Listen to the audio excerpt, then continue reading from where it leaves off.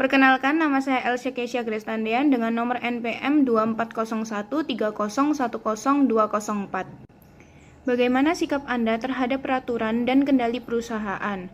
Sikap manajer terhadap peraturan dan kendali perusahaan harus bersifat seimbang dan adaptif. Manajer perlu menerapkan kontrol untuk memastikan bahwa perilaku karyawan selaras dengan tujuan organisasi. Melalui pengawasan proses kerja, alokasi sumber daya, dan evaluasi kinerja. Namun, kontrol yang berlebihan dapat menurunkan motivasi dan kreatif karyawan, sementara kontrol yang terlalu longgar dapat mengurangi akuntabilitas dan produktivitas. Oleh karena itu, manajer yang efektif akan menyesuaikan tingkat kontrol sesuai dengan kebutuhan organisasi dan karakteristik timnya, lalu menciptakan lingkungan kerja yang produktif dan menghormati otonomi karyawan. Pengertian kontrol. Kontrol organisasi adalah proses sistematis yang digunakan seorang manajer untuk memastikan aktivitas organisasi sesuai dengan rencana, target, dan standar kinerja yang telah ditetapkan. Seperti Douglas S. Serwin menyatakan bahwa inti dari kontrol adalah tindakan yang menyesuaikan operasional dengan standar yang telah ditentukan sebelumnya, dan dasarnya adalah informasi yang dimiliki oleh seorang manajer. Kurangnya kontrol dapat membahayakan kesehatan organisasi, merusak reputasi, dan mengancam masa depannya.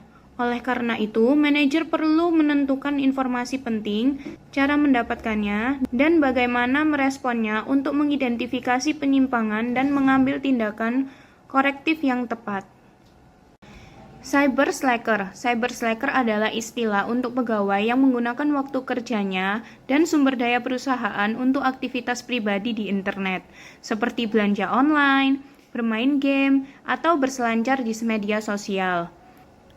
Beberapa panduan untuk menciptakan kebijakan penggunaan yang efektif dan adil untuk para pegawai mengenai penggunaan internet di tempat kerja, yaitu yang pertama, pastikan bahwa para pegawai memahami bahwa mereka tidak memiliki hak hukum atas privasi di tempat kerja. Lalu yang kedua, buat kebijakan penggunaan internet secara tertulis.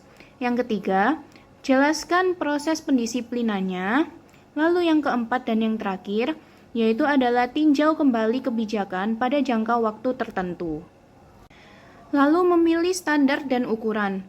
Dalam memilih standar dan ukuran kinerja, banyak organisasi yang tidak hanya berfokus pada aspek keuangan seperti penjualan dan keuntungan, tetapi juga mengukur aspek-aspek non-keuangan yang berdampak pada penciptaan nilai. Lalu skor berimbang. Skor berimbang atau balance scorecard adalah sistem kontrol manajemen komprehensif yang menyeimbangkan ukuran keuangan tradisional dengan ukuran operasional yang berhubungan dengan faktor-faktor kesuksesan penting yang ada di perusahaan. Kartu skor berimbang berisi 4 perspektif utama, yaitu kinerja keuangan, layanan pelanggan, proses bisnis internal, dan kapasitas organisasi untuk belajar dan tumbuh. Yang pertama, perspektif kinerja keuangan, yaitu organisasi berkontribusi dalam memperbaiki kinerja jangka panjang dan jangka pendek. Kinerja keuangan terdiri atas pengukuran tradisional seperti pemasukan bersih dan pengembalian investasi. Lalu yang kedua, indikator layanan pelanggan, mengukur hal-hal seperti bagaimana pandangan pelanggan terhadap organisasi, serta keterikatan dan kepuasan pelanggan.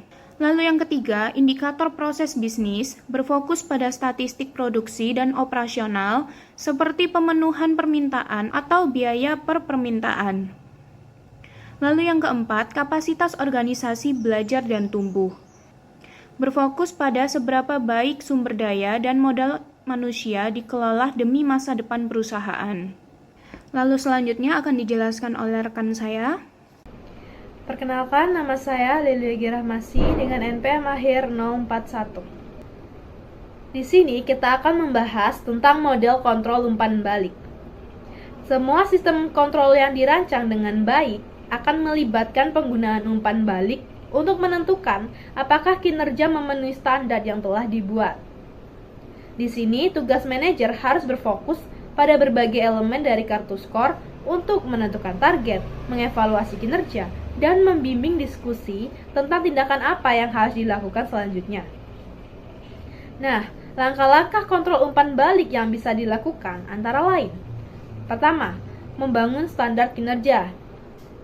Menetapkan tujuan dan standar kinerja yang jelas dan terukur agar pegawai mengetahui target yang harus dicapai dan kinerjanya bisa dievaluasi secara objektif. Kedua, mengukur kinerja yang ada. Melakukan pengukuran rutin terhadap kinerja, baik secara kuantitatif melalui laporan maupun observasi langsung oleh manajer untuk menilai proses dan keterlibatan pegawai. Ketiga, membandingkan kinerja dengan standar. Membandingkan hasil aktual dengan standar yang ditetapkan, mengidentifikasi penyimpangan, dan menganalisis penyebabnya untuk menentukan prioritas masalah. Keempat, melakukan tindakan korektif. Mengambil tindakan perbaikan yang diperlukan, baik melalui pendekatan otoritatif atas ke bawah atau partisipatif kolaboratif, serta memberi penghargaan jika kinerja melebihi standar. Nah, di sampingnya kita akan membahas anggaran apa saja sih yang digunakan oleh manajer. Yang pertama, ada anggaran biaya. Anggaran itu menampilkan biaya perkiraan dan aktual untuk setiap pusat tanggung jawab. Jika biaya aktual melebihi anggaran, perlu investigasi dan tindakan korektif. Hal ini digunakan untuk mendeteksi masalah, bukan menggantikannya. Yang kedua, ada anggaran pendapatan. Berisi pendapatan yang dianggarkan dan aktual. Pendapatan di bawah anggaran butuh analisis dan strategi peningkatan, sementara pendapatan di atas anggaran perlu kesiapan sumber daya tambahan. Kemudian yang ketiga, ada anggaran kas. Mengelola arus kas harian atau mingguan untuk memastikan kecukupan kas memenuhi kewajiban. Kelebihan kas bisa diinvestasikan untuk mendapatkan bunga. Keempat, ada anggaran modal. Mencakup rencana investasi besar atau aset tetap. Penting karena berdampak besar terhadap pengeluaran dan profit jangka panjang. Umumnya dilakukan dengan pendekatan top-down budgeting atau dari atas ke bawah. Assalamualaikum warahmatullahi wabarakatuh. Saya Afghani Pratadarmananta dengan MPM akhir 299. Nah, di sini saya akan menjelaskan kontrol keuangan. Nah, pengertian dari kontrol keuangan itu sendiri adalah proses yang dilakukan manajemen untuk memastikan bahwa semua sumber daya keuangan digunakan secara efisien dan tepat sasaran. Nah, di sini laporan keuangan itu adalah alat utama untuk melakukan kontrol keuangan. Dua laporan utama yang digunakan oleh manajer itu adalah yang pertama ada neraca keuangan atau balance sheet. Neraca ini menunjukkan posisi keuangan perusahaan pada titik waktu tertentu, menggambarkan tiga komponen utama. Yang pertama ada aset.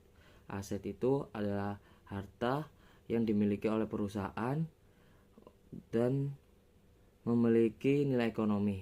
Nah, aset ini terdiri dari aset lancar seperti kas, piutang, persediaan yang intinya itu dapat dicairkan dalam waktu selama 1 tahun.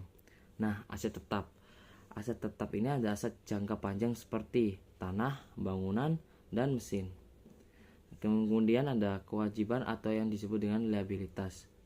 Nah, ini tuh yang dimaksud adalah utang perusahaan kepada pihak ketiga. Nah, kewajiban ini atau utang ini ada utang lancar, utang yang harus dibayar dan dalam waktu dekat, kewajiban jangka panjang, utang jangka menengah hingga jangka panjang. Yang terakhir ada ekuitas. Ekuitas itu adalah ekuitas pemilik itu adalah selisih antara aset dan kewajiban laba rugi atau yang disebut dengan income statement. Nah, income statement itu laporan ini menunjukkan kinerja keuangan perusahaan selama periode tertentu, yaitu ada triwulan, semester, atau tahunan. Nah, nama akun yang ada di dalam laporan laba rugi itu ada pendapatan atau revenue dan beban atau yang disebut dengan expense. Nah, kenapa laporan laba rugi itu sangat penting dalam laporan keuangan? Karena dalam pendapatan itu nanti akan diketahui bahwa seluruh pemasukan dari kegiatan operasional maupun non operasional. Setelah itu ada biaya, beban atau expense. Nah, biaya ini termasuk operasional, depresiasi, bunga, dan pajak. Nah, setelah itu dari pendapatan ini nanti akan dikurangi oleh biaya beban itu tadi. Nah, ntar ketemu dengan laba atau rugi.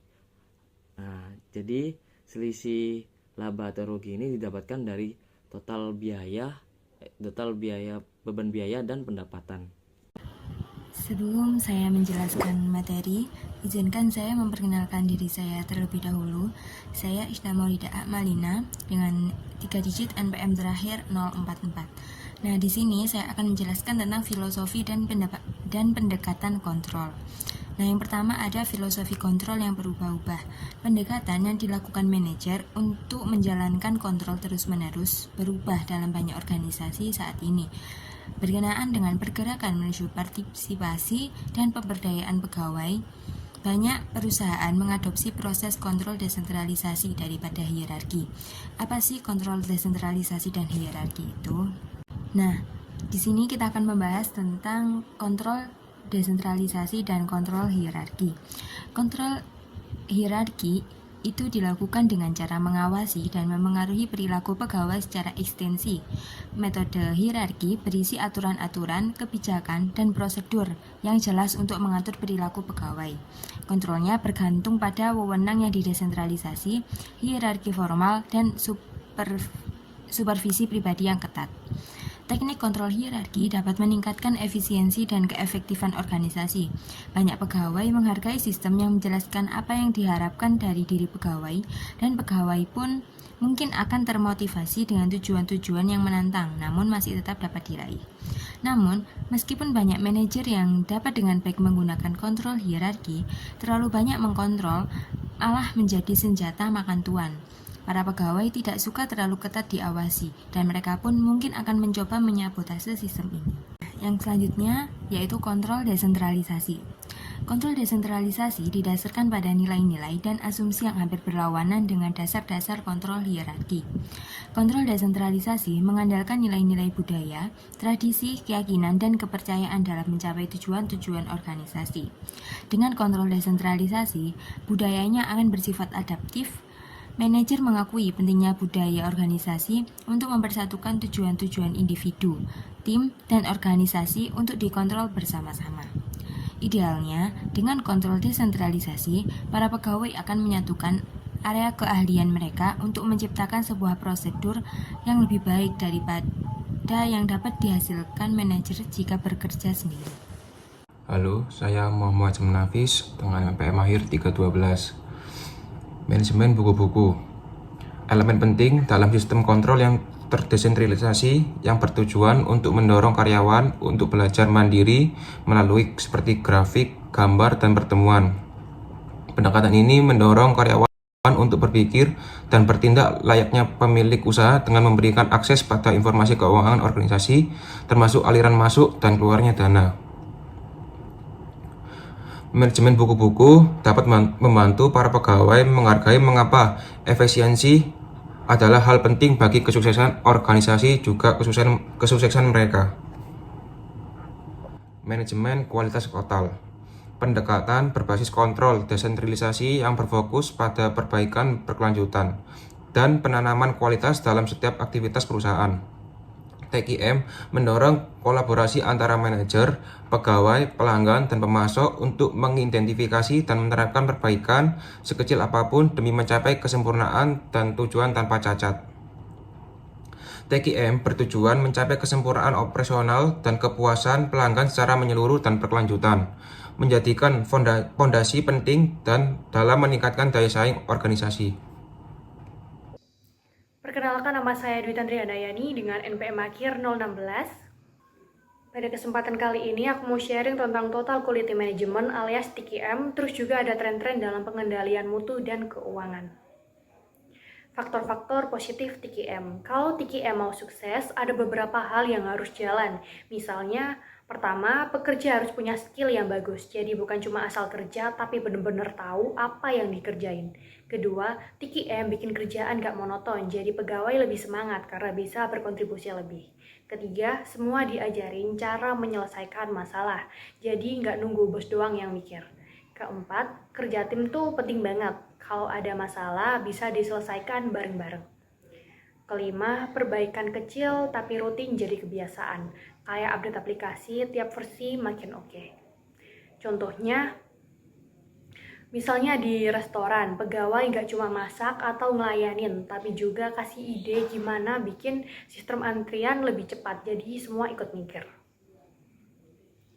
Selanjutnya ada faktor-faktor negatif TQM. Nah, TQM juga nggak selalu mulus, kadang ada tantangannya. Contohnya, pertama, manajemen pengennya hasil cepat, padahal proses butuh waktu. Kedua, manajer menengah biasanya merasa diambil alih karena semua orang ikutan ambil keputusan. Ketiga, ada pegawai yang nggak nyaman sama cara kerja baru. Keempat, serikat pekerja nggak diajak ngobrol, jadi bisa timbul konflik. Kelima, fokusnya kadang ke inovasi besar, padahal perubahan kecil juga penting. Contohnya kayak di pabrik. Manajer udah biasa ngatur semua, tapi sekarang harus dengar ide dari pegawai produksi. Bisa bikin gengsi turun kan? Tren kendali mutu dan keuangan. Di dunia bisnis sekarang, banyak perusahaan yang mulai berubah cara mainnya, karena persaingan makin ketat dan pasar makin global. Pertama, mulai pakai standar kualitas internasional. Kedua, gunakan sistem yang nilai seberapa efektif suatu kegiatan. Ketiga, tata kelola makin transparan dan akuntabel. ISO 9000, Standar Kualitas Internasional. ISO 9000 tuh kayak sertifikat buat nunjukin bahwa produk kita tuh bagus dan konsisten. Contohnya, misalnya kamu punya usaha kue. Kalau dapat sertifikat ISO 9000, toko roti kamu bisa diekspor dan dipercaya pasar internasional. Sistem keuangan baru. Ada beberapa sistem baru yang keren dan modern buat ngontrol keuangan perusahaan. Pertama, EVA atau Economic Value Added. Lihat seberapa besar perusahaan bikin cuan setelah dikurangi biaya modal. Contohnya kalau kamu buka usaha kopi, EVA itu ngitung berapa sih keuntungan bersih kamu setelah bayar semua biaya termasuk biaya sewa dan modal awal. Kedua ada MVA atau Market Value Added, nilai pasar perusahaan dibanding modal yang ditanam. Contohnya, kalau kamu invest 100 juta dan ternyata sekarang nilai bisnis kamu 150 juta, berarti MVA kamu positif, artinya kamu sukses menambah nilai bisnis. Selanjutnya ada ABC atau Activity Based Costing. Ini sistem pembiayaan yang lacak biaya berdasarkan aktivitas, bukan cuma berdasarkan departemen. Contohnya, daripada cuma ngitung departemen produksi habis 10 juta, sistem ABC bisa bilang nyetak brosur habis 2 juta, promosi Instagram 3 juta, dan seterusnya, jadi lebih detail. Tata kelola perusahaan. Ini penting buat jaga-jaga biar perusahaan tetap jalan dengan jujur dan transparan. Contohnya, gara-gara banyak kasus manipulasi laporan keuangan, akhirnya muncul aturan kayak Sarbanes-Oxley atau SOX yang mewajibkan audit internal yang ketat.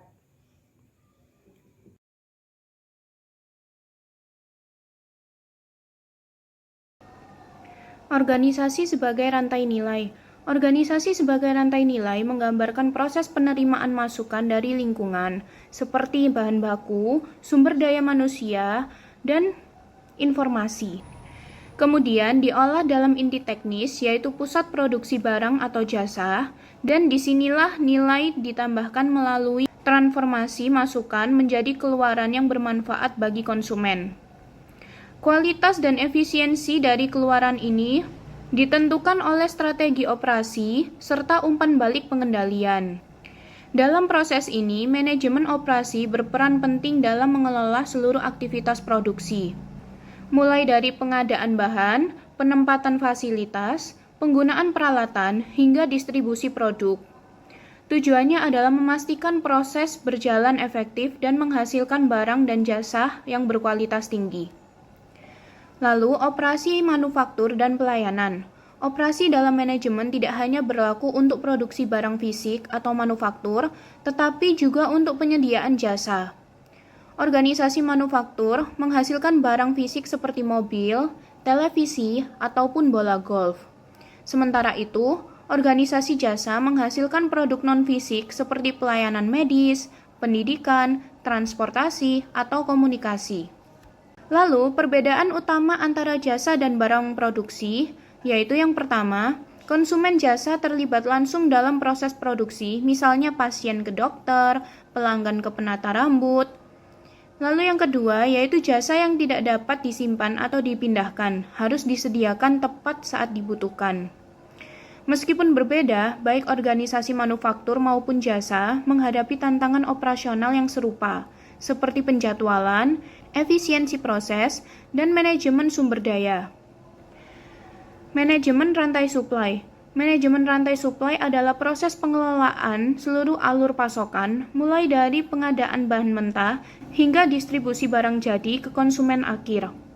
Tujuannya adalah memastikan bahan baku berkualitas, tersedia dengan harga yang wajar, dan pengiriman barang ke konsumen berlangsung cepat dan handal. Lalu, agar operasi berjalan efisien dan inovatif, organisasi harus membangun sistem distribusi dan suplai yang terkoordinasi dengan baik. Perkembangan terbaru melibatkan penggunaan teknologi internet dalam e-supply chain, yaitu integrasi digital antara organisasi dan mitra eksternal untuk berbagi data secara real-time.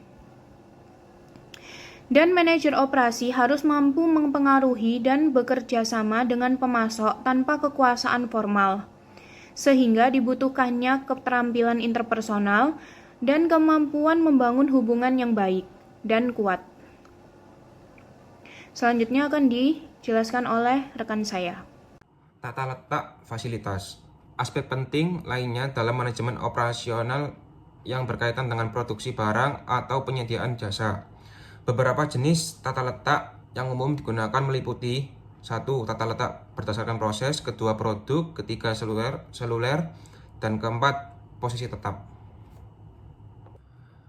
Ada 4 tata letak. Yang pertama proses, produk, seluler, dan posisi tetap. Yang pertama, tata letak proses. Bentuk pengaturan fasilitas di mana mesin, peralatan, atau kegiatan dengan fungsi serupa ditempatkan dalam satu area kerja. Jenis tata letak ini menawarkan keuntungan berupa potensi penghematan dan penurunan biaya operasional. Yang kedua, tata letak produk. Bentuk pengaturan fasilitas di mana mesin, peralatan, dan stasiun kerja diatur berdasarkan urutan tahapan produksi, mengikuti aliran proses dari awal hingga selesai. Yang ketiga, tata letak seluler. Jenis pengaturan fasilitas di mana mesin dan peralatan di organisasi dalam sel-sel kerja yang ditujukan untuk menangani kelompok produk dengan proses produksi yang mirip. Yang keempat, tata letak posisi tetap. Jenis pengaturan di mana produk utama tidak dipindahkan selama proses produksi, melainkan semua sumber daya yang diperlukan seperti tenaga kerja, peralatan mesin, dan bahan dibawa ke lokasi produk. Sebelum saya menjelaskan, izinkan saya memperkenalkan diri saya dahulu.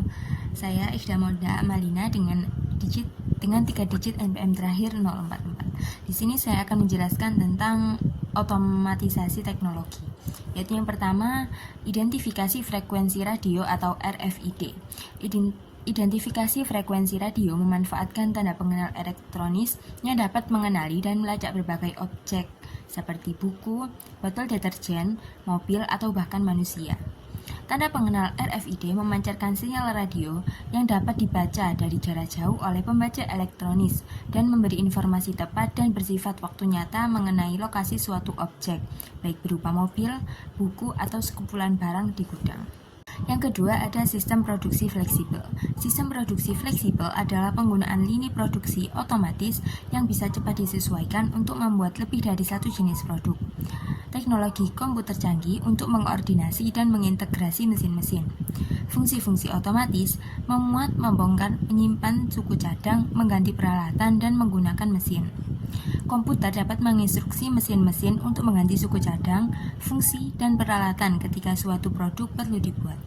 Operator manusia membuat penyesuaian dengan komputer, bukan pada mesin produksi itu sendiri, sehingga memangkas banyak waktu dan pengeluaran yang dibutuhkan untuk melakukan perubahan. Nah, yang terakhir ada produksi ramping. Produksi ramping menggabungkan teknologi canggih dengan metode-metode manajemen inovatif dengan menggunakan pegawai yang sangat terlatih dan mengambil pendekatan saksama dalam memecahkan masalah di setiap tahap produksi guna mengurangi pemborosan serta meningkatkan mutu dan produktivitas.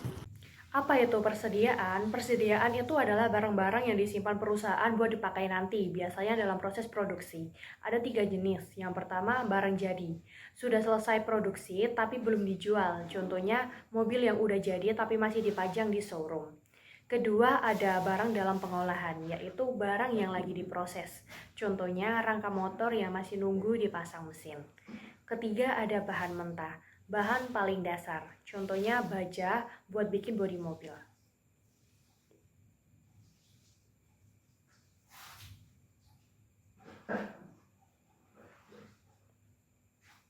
Kenapa persediaan penting? Kita pikir makin banyak stok makin aman, tapi ternyata stok yang numpuk itu boros. Biaya penyimpanan naik, barang bisa rusak, apalagi kalau produk teknologi cepat basi nilainya. Sekarang persediaan dianggap aset nggak produktif.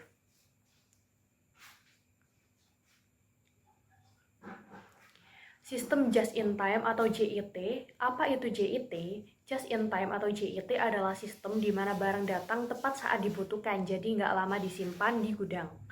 Kenapa JIT itu penting? Pertama, hemat biaya. Nggak perlu bayar biaya simpan barang di gudang yang mahal. Kedua, barang nggak terbuang karena datang pas mau dipakai.